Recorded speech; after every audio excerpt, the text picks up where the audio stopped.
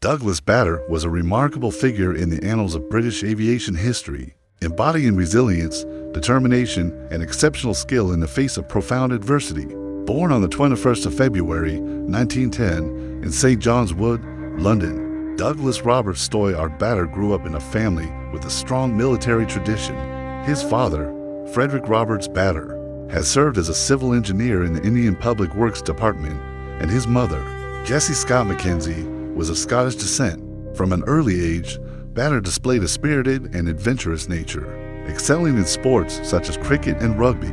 During his school years at St. Edward's School in Oxford, his passion for flying emerged during his teenage years, inspired by the tales of aerial combat from the First World War, which fueled his ambition to join the Royal Air Force. In 1928, at the age of 18, Bader entered the RAF College at Cranwell, where he quickly distinguished himself as a talented pilot and athlete.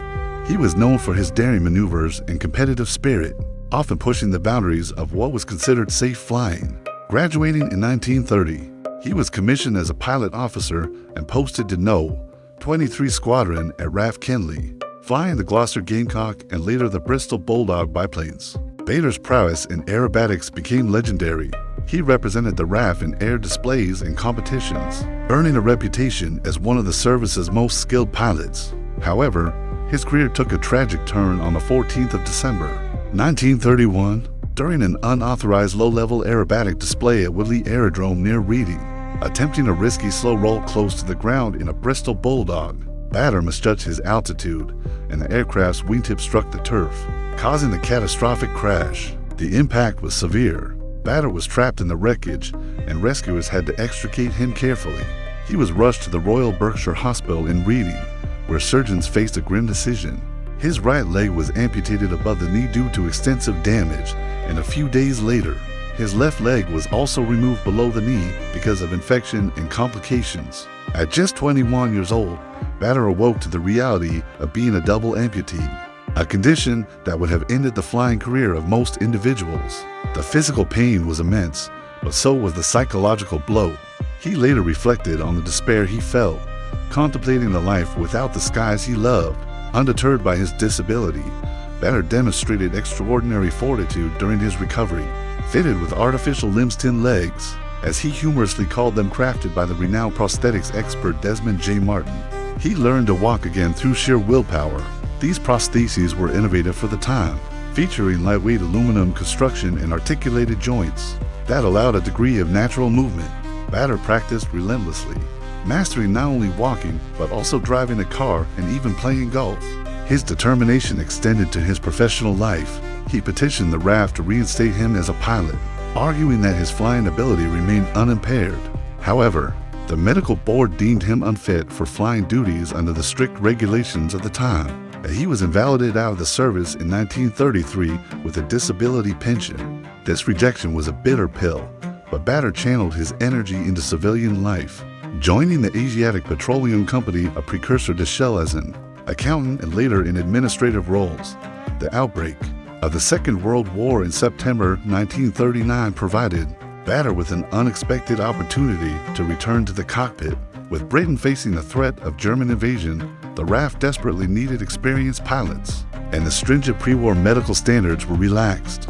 Bader reapplied and underwent a flight test at the Central Flying School in Upavon, where he impressed examiners with his handling of an Avro Tudor trainer aircraft. Despite his amputations, he demonstrated precise control and aerobatic skill, proving that his prostheses did not hinder his performance. Reinstated as a flying officer in October 1939, he was posted to No. 19 Squadron at RAF Duxford, flying the Supermarine Spitfire, the iconic fighter that would become synonymous with the Battle of Britain. Bader's rapid ascent through the ranks was fueled by his leadership qualities and combat acumen. Promoted to flight lieutenant, he joined No. 222 Squadron and saw his first action during the Dunkirk evacuation in May 1940, where he claimed his initial victories against German aircraft. His aggressive tactics and unyielding spirit earned him the Distinguished Flying Cross, DFC, in July 1940.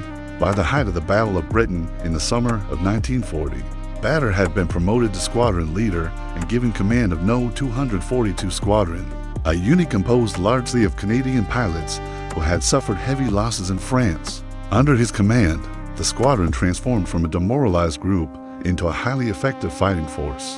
Bader instilled discipline, fostered camaraderie, and advocated for innovative tactics such as the Big Wing Formation, which involved massing multiple squadrons to overwhelm enemy bombers. The Battle of Britain, fought between July and October 1940, was a pivotal aerial campaign where the RAF defended the United Kingdom against the Luftwaffe's attempts to gain air superiority in preparation for Operation Sea Lion, the planned invasion. Bader's squadron operated from RAF Coltishall and later RAF Duxford, engaging in fierce dogfights over the English Channel in southern England. Flying the Spitfire Mki and later Mk2, Bader led his pilots in intercepting German bomber formations escorted by Messerschmitt Bf 109 fighters. His personal tally of victories grew steadily. He was credited with 11 confirmed kills during this period, plus several shared and probable ones. Bader's style was bold. He often closed to point-blank range before firing, maximizing the effectiveness of his 8.303-inch Browning machine guns. His leadership extended beyond combat. He mentored younger pilots, emphasizing the importance of teamwork and quick decision-making in the chaos of aerial warfare. In recognition of his contributions, Bader was awarded a bar to his DFC in September 1940 and promoted to wing commander in March 1941. He took command of the Tangmere Wing, comprising 3 squadrons No. 145, No. 610, and No. 616 at RAF Tangmere in Sussex. This role placed him at the forefront of offensive operations over occupied France, known as circus operations, where RAF fighters escorted bombers to provoke Luftwaffe engagements. Bader's wing conducted sweeps and rhubarb's low-level strafing attacks, disrupting German airfields and supply lines. By mid-1941, his confirmed victories had reached 20, with additional shared credits, making him one of the Rifstop aces. The defining moment of Bader's wartime career occurred on the 9th of August, 1941, during a fighter sweep over northern France, leading his wing in a circus operation near Bethune. Bader's Spitfire MKVA, serial number W3185, coded DB for Douglas Bader, engaged in an intense melee with German fighters from Jagdgeschwader 26, commanded by Adolf Galland. In the confusion of the dogfight, Bader's aircraft was struck. Accounts vary,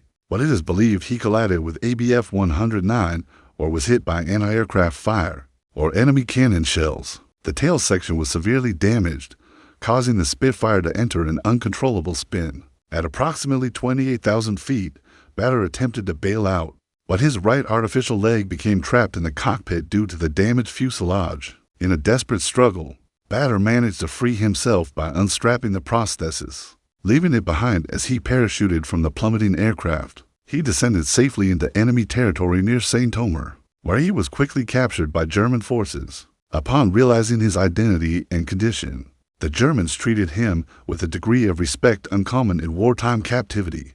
Bader was taken to a hospital in Saint-Omer, where doctors noted the absence of his right leg prosthesis.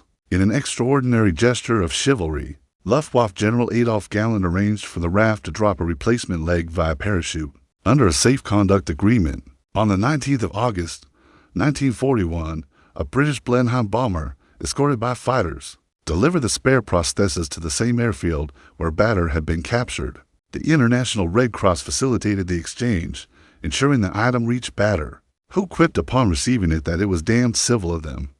Bader's captivity was far from passive. He became a notorious troublemaker in German prisoner-of-war camps. Initially held at Stalag Luft 1 in Barth, he was transferred multiple times due to his escape attempts and defiant behavior. At Colditz Castle, the high-security camp for incorrigible prisoners, Bader continued to boost morale among fellow captives, organizing activities and resisting German authority. He was liberated by American forces in April 1945 and returned to Britain as a hero. Post-war, Bader resumed his career with Shell, traveling extensively and advocating for disabled individuals. He was knighted in 1976 for his services to the disabled community and passed away on the 5th of September, 1982, leaving a legacy of indomitable spirit that inspired generations. Throughout his life, Bader's story exemplified how personal adversity could be transformed into triumph. Through perseverance and ingenuity, his return to active flying duty challenged societal perceptions of disability, proving that physical limitations need not define one's capabilities. In the Battle of Britain, his tactical innovations, such as advocating for larger fighter formations, influenced RAF strategy and contributed to the defense of the realm. The incident over France and the subsequent prosthesis delivery highlighted moments of humanity amid the brutality of war, underscoring the respect that could exist between adversaries. Bader's autobiography, Reach for the Sky, published in 1954 and later adapted into a film, immortalized his experiences, providing insight into the psychological and physical demands of aerial combat.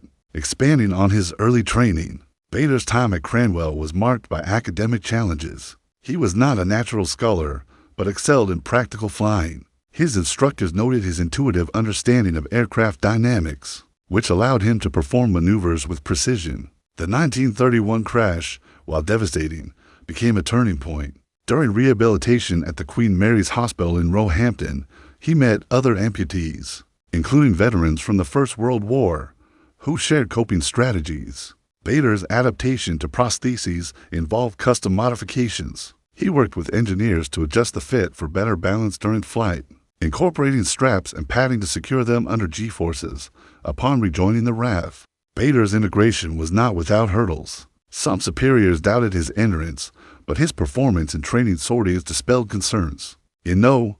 19 Squadron, he familiarized himself with the Spitfire's Merlin engine and elliptical wings, which provided superior lift and speed. During the phony war period, he honed his skills in mock combats, preparing for the real engagements to come. At Dunkirk, his first kills included a Messerschmitt Bf 110 twin-engine fighter, doused with a burst from his guns at close range. This victory boosted his confidence and that of his squadron. In commanding No. 242 Squadron, Bader implemented rigorous training regimes, including formation flying and gunnery practice. He emphasized the finger for formation, adapted from German tactics, which allowed better mutual support in combat.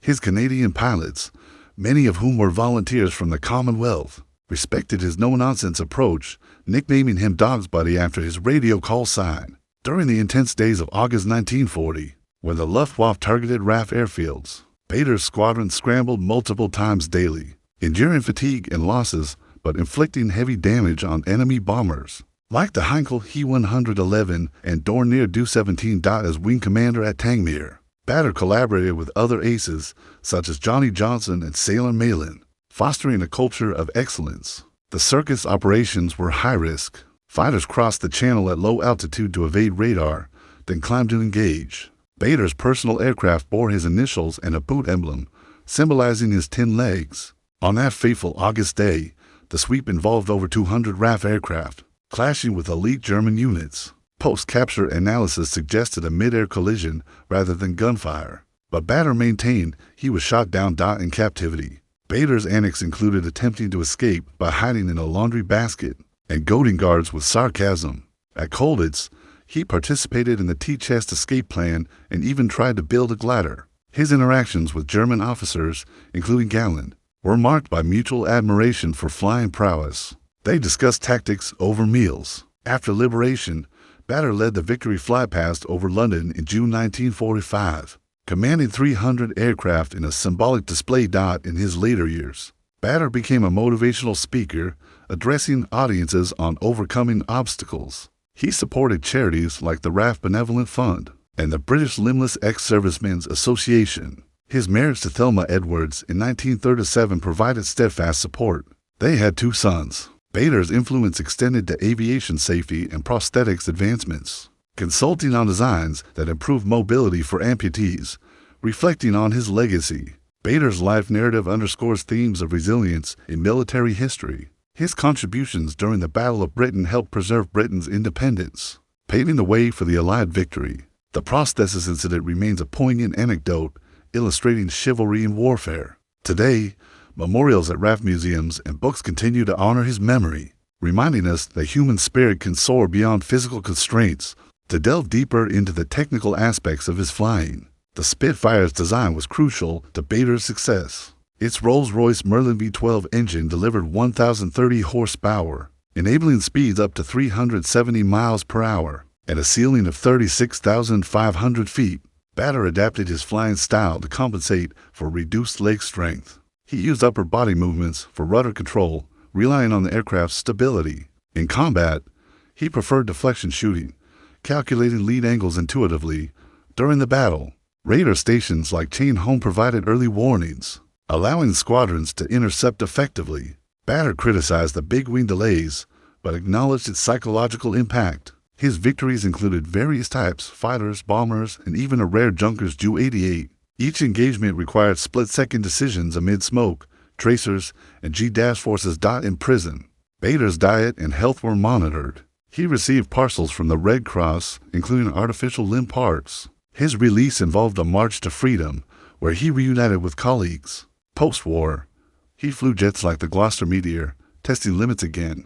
Bader's story inspires in fields beyond aviation, such as disability rights and leadership training. His quote, "Rules are for the obedience of fools and the guidance of wise men," encapsulates his philosophy. Through detailed examination, one appreciates how individual valor shaped historical outcomes.